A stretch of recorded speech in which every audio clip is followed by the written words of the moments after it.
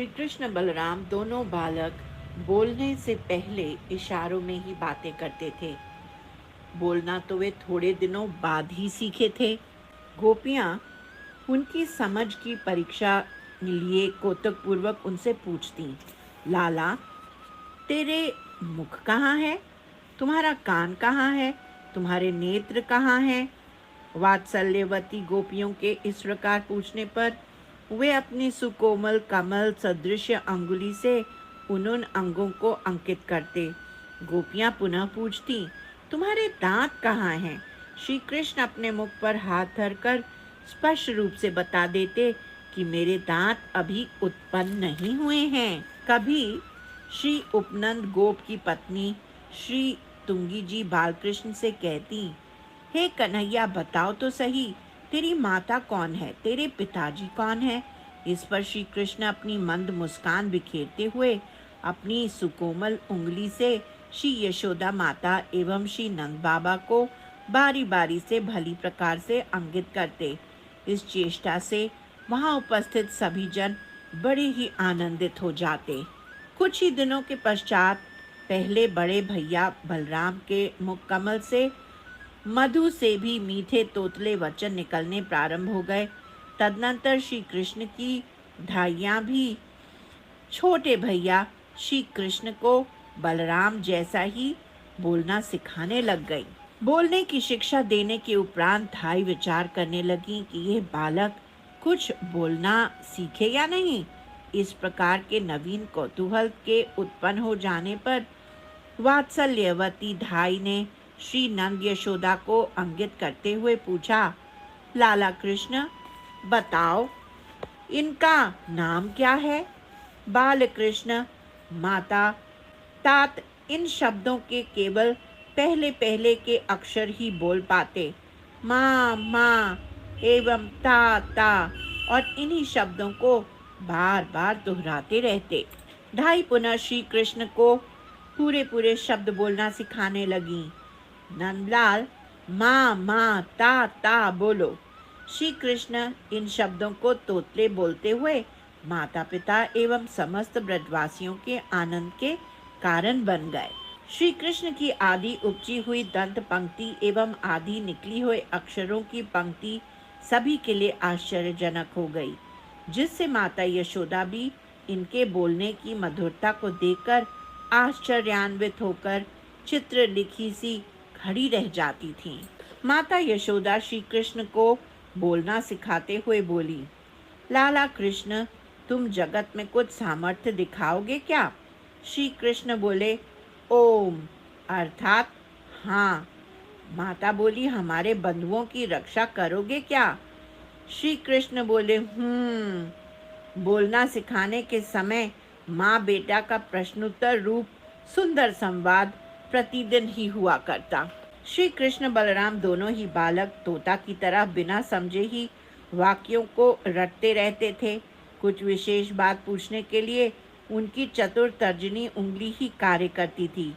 मुख से कम ही बोला करते थे, अंगुली का अधिक प्रयोग करते थे। ढाईगण इन दोनों को बोलने का अनेक प्रकार से अभ्यास कराती रहती थीं। किसी दिन कोई वृद्धा गोपी नंद भवन में आई और बालकों से उनके अंगों के बारे में पूछने लगी। वे दोनों बालक माता एवं धाई की शिक्षा के अनुसार उसी उसी अंग को दिखाने लगे और साथ ही उसके भी उन्हीं अंगों को ताड़ने लग गए। अब राम और श्याम दोनों भाई आपस में भी थोड़ा बहुत वार्तालाप करने लगे। कभी श्री कृष्ण बोलते, हे आर्य, चलो हम दोनों खेलने चले।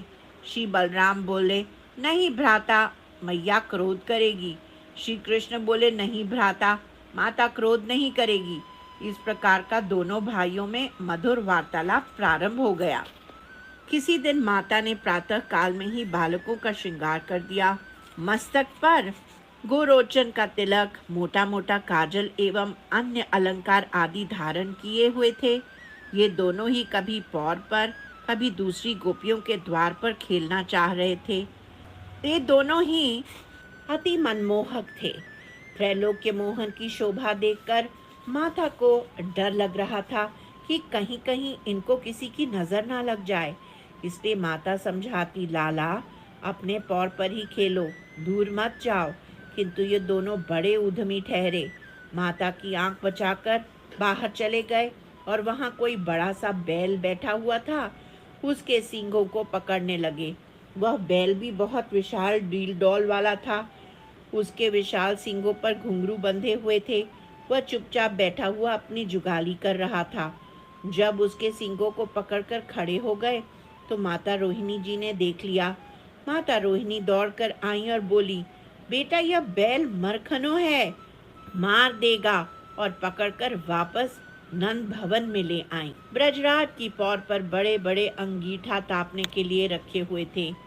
उन्हीं अंगीठा में ता करके हाथ देने लग जाते। माता दौड़कर आती और इनका हाथ पकड़ लगती। माता समझाती, बेटा ताता लग जाएगी। कभी पौर से बाहर पिल्ला पकड़कर ले आए और माता से कहने लगे, मैया आज हमें खिलौना लाए हैं। माता पूछती, कैसा खिलौना है? श्री कृष्ण बोलते, मैया उस खिलौने की 2 आंख है, 1 नाक है, 4 पैर है और एक हिलती हुई पूंछ है। माता डांटती हुई बोली, बेटा इसको जल्दी से दूर छोड़कर आओ और स्नान कर। हम लोग सभ्य जन हैं, कुत्तों एवं पिल्लों से नहीं खेलते। नंद भवन के आंगन में तोता, मैना आदि सुंदर पक्षियों के स्वर्ण पिंजरे रखे हुए थे। ये उसमें जाकर अपनी उंगली डालने लगे। मैया देखते ही बोली, बेटा नहीं, उसमें उंगली मत डालो, तोता कटखनो है, काट खाएगा। कभी ये महलों के भीतर चले जाएं, कोने में श्री नंद बाबा की तलवार खुली हुई पड़ी हुई हो, बाल कृष्ण उसको उठाए और खेलने लग जाते।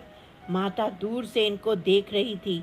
एकाएक दासियों से बोली, अगर यह तलवार लाला के हाथ से छूट गई तो अनर्थ हो जाएगा। माता लाला के पास आकर दोनों हाथ पकड़ लेती और कहती, बेटा तुझे मैं लड्डू दूंगी, तलवार म्यान में ही वापस रख दे। बालकों को सुरक्षित देकर श्री नारायण को धन्यवाद देती। इस लीला को जब ब्रज के ब्राह्मणों ने सुना तो वे जान गए कि ये दोनों बालक भयंकर दांत वाले अगासुर, बकासुर, कालिया नाग आदि एवं कली काल के नाश के लिए सदैव समर्थ होंगे।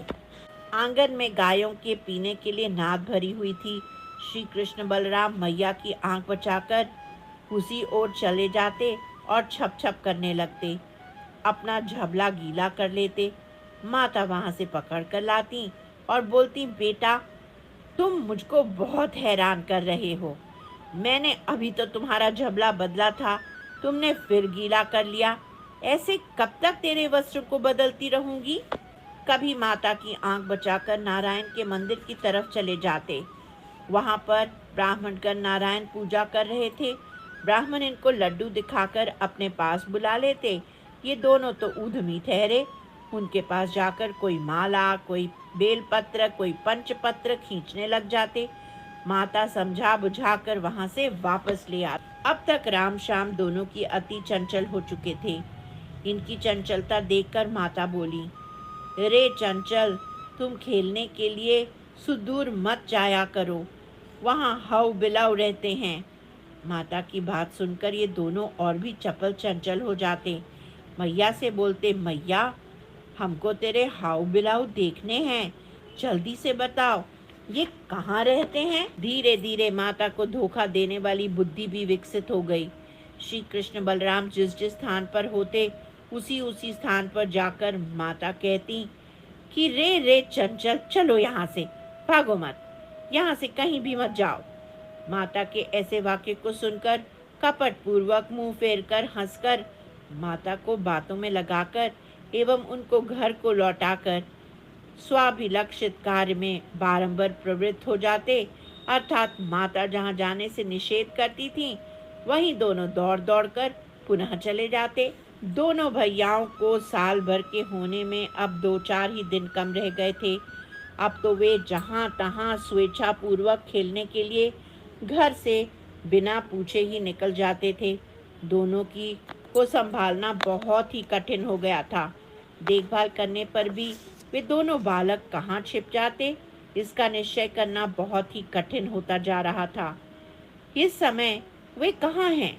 तदनंतर जब दोनों माताएं दोनों ओर से मार्ग को घेरकर इन दोनों बगल से सावधान रहने वाले ढाइयां रोक कर खड़ी हो जाती, तब दोनों माताएं उन मार्ग में दौड़ते हुए उन दोनों बालकों को बड़े कठिन परिश्रम से पकड़ पाती। इस प्रकार दोनों माताएं इन दोनों को कभी रोते हुए कभी हंसते हुए घर में लाकर तैल मर्दन, उपटन, स्नान, वेश परिवर्तन, स्तनपान एवं शयन आदि द्वारा आनंदित करने का सतत प्रयास करती रहती थीं। इस प्रकार की दिव्य चपल लीलाएं करते हुए श्री कृष्ण बलराम लगभग 1 वर्ष के हो चुके थे। श्री बाल कृष्ण लाल की जय। श्री गोकुल धाम की जय।